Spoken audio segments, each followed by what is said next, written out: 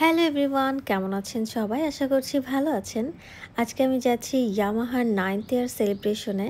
And এখানে একটা bike carnival হবে। এটার নাম হচ্ছে ইয়ামাহা বাইক কার্নিভাল। এর আগে তো অনেকগুলো ব্র্যান্ড একসাথে তারপরে, বাট এবার শুধুমাত্র ইয়ামাহার প্রোগ্রাম। আই মিন বাইক কার্নিভালে শুধুমাত্র ইয়ামাহা রাইডার্স।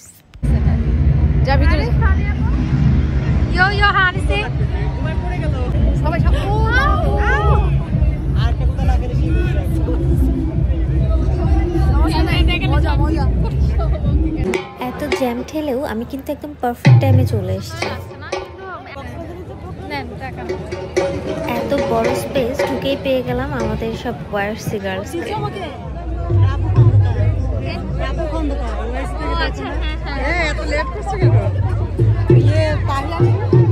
আসবে বলছিল কিন্তু জানে না। দেখো কুমিল্লার মেয়ে কিভাবে ডান্স করে। আমরা হচ্ছে ক্রিকেট খেলে একবারে যাব, ক্রিকেট হেরে যাবে। মানে আমার কিছু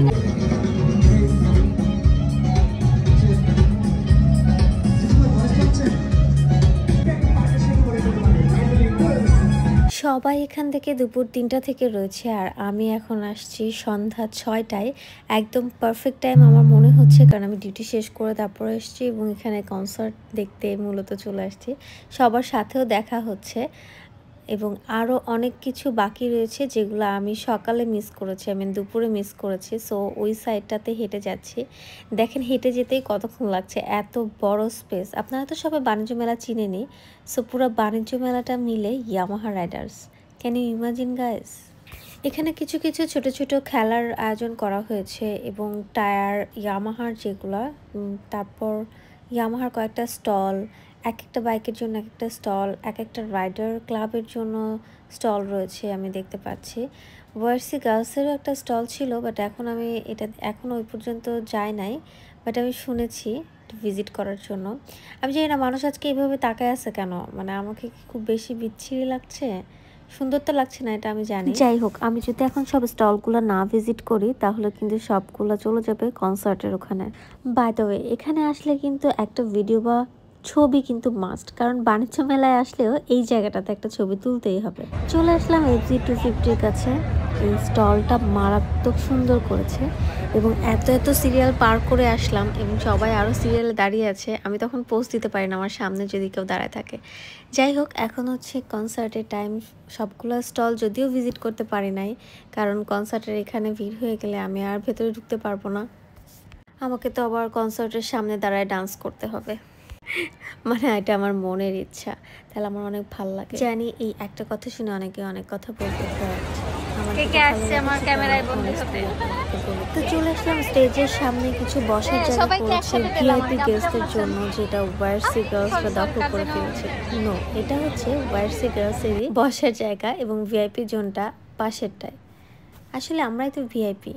তো দেখা হয়ে গেল আমাদের কবিতা আপুর সাথে, লীনা আপুর সাথে এবং সব ওয়ারসি গার্লসদের সাথে। এবং সেই সাথে আমরা আন্তরিকভাবে ধন্যবাদ জানাচ্ছি।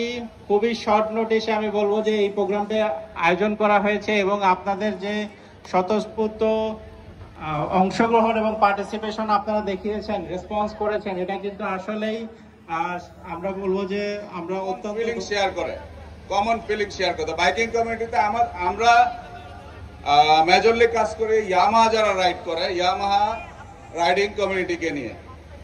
তো এছাড়াও আমরা এই লাস্ট 10 ইয়ার্সে তারপরে চলে আসলাম আমরা কেক কাটিং সিরিমনিতে এবং বিশাল বড় একটা কেক রয়েছে যেটা আমরা সবাই মিলে কাটবো এবং সেলিব্রেশন করব 9th ইয়ার।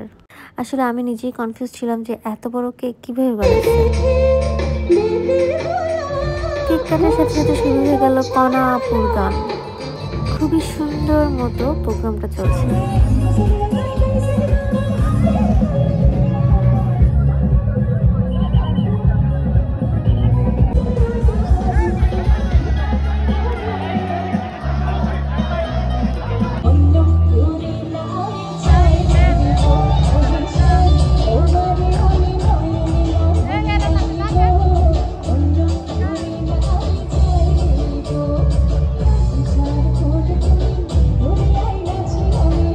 কনা আপুর ধামাকা শেষ হতে না হতে এখানে কিন্তু শুরু হয়ে গিয়েছে ডিনারের পালা।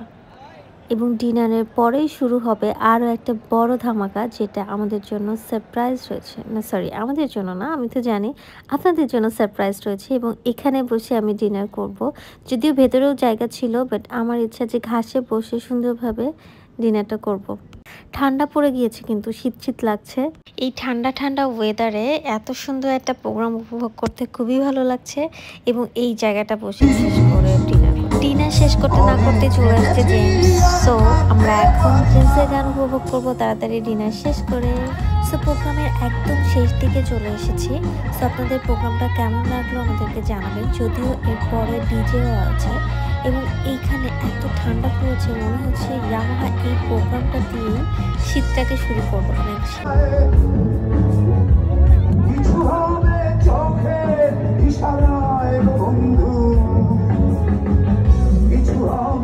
সো আপনাদের কাছে পুরো প্রোগ্রামটা কেমন লাগলো সেটা আমাকে অবশ্যই জানাবেন কমেন্টে। আর ভালো থাকবেন। আল্লাহ হাফেজ, বাই বাই।